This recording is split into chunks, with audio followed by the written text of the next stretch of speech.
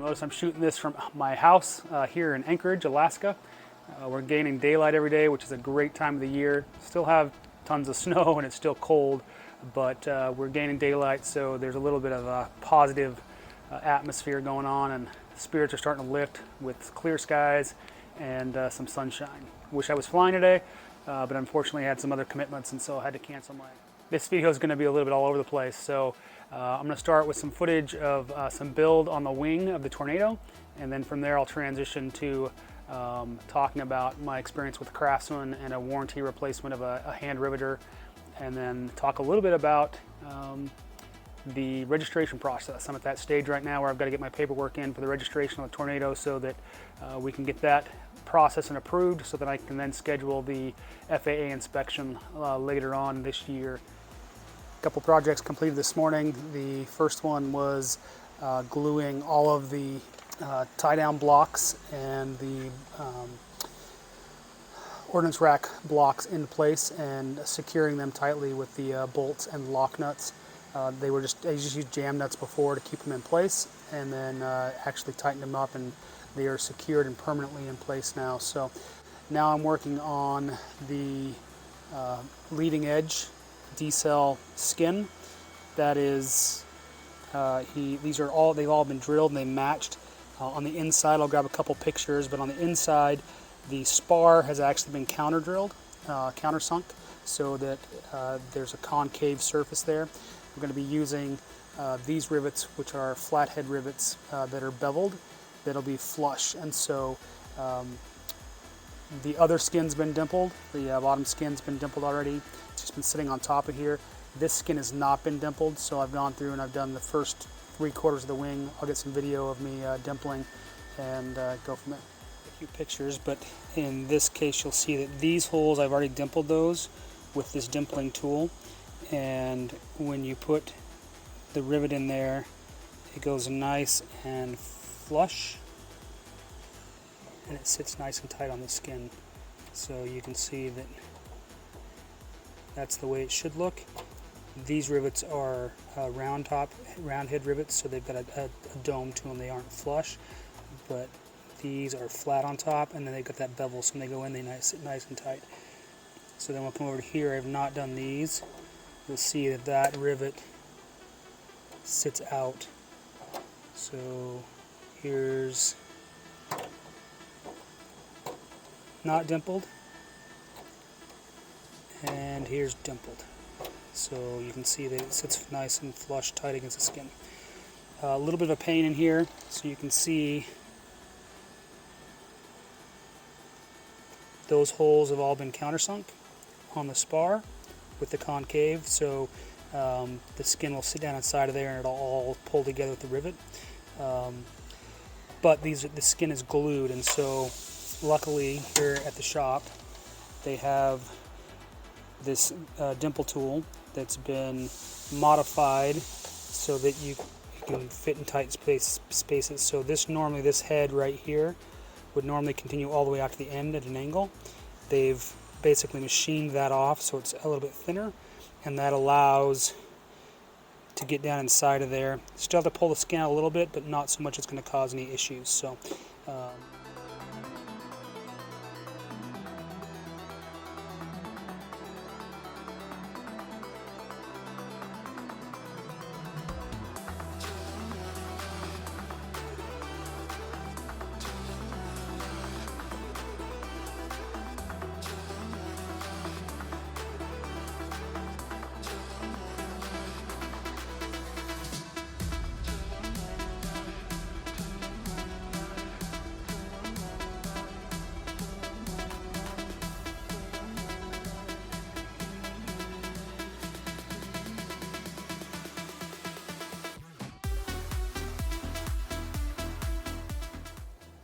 during my last build trip, I've been using the Craftsman, it's a 974749 tilt head riveter. It worked really well. For pulling a couple rivets here and there, it did a pretty good job.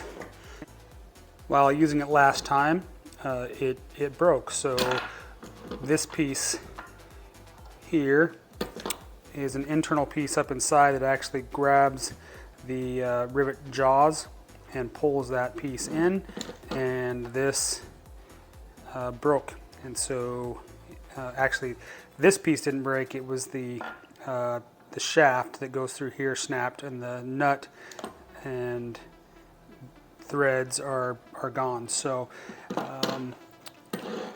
that started the process. So called out to Craftsman and used their 800 number after doing a little bit of research. I looked at a couple of local places here in Anchorage and stopped by that were Craftsman dealers, but no one was carrying this particular rivet tool. So I called the 800 number, had a very nice, pleasant conversation with the customer service rep. Told them what had happened, that it had broken, gave them the number, and they offered to send me a brand new one. I asked if I needed to send the old one back, and they said nope, there wasn't any need to do that. And I provided them the information of where it was broken and what piece was broken. So here's the replacement of the Craftsman 974749 swivel head rivet tool. This, as you'll see, has a limited lifetime warranty. Everything looks to be about the exact same, so we'll go ahead and get it opened up. The replacement rivet tool. So the head swivels to allow for access to difficult to reach spots. This replacement tool came with a rivet stem catcher, so it just screws onto the back here. There's a threaded piece. Has the multiple nose pieces for different size rivets and the catch. So overall, super easy process with Craftsman. They stand behind their tools. Like I said, I called the 800 number, told them what had happened, told them what was broken. They looked at the part number and they sent me a brand new piece. It took about 2.5 weeks to get here. So super happy with Craftsman and their response and customer service.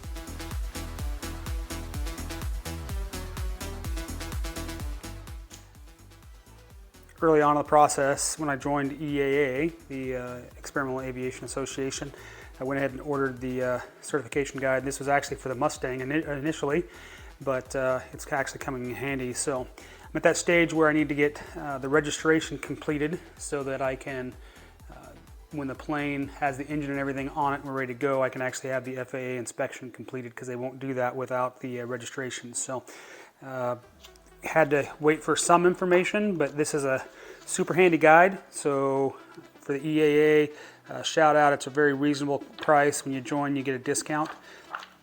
And so it has a pretty easy checklist for step by step. So I pulled it out and started the process. So it has all the forms that are required. So I grabbed those, printed them out, actually filled them out PDF online, and just went through and checked the boxes to make sure I had everything.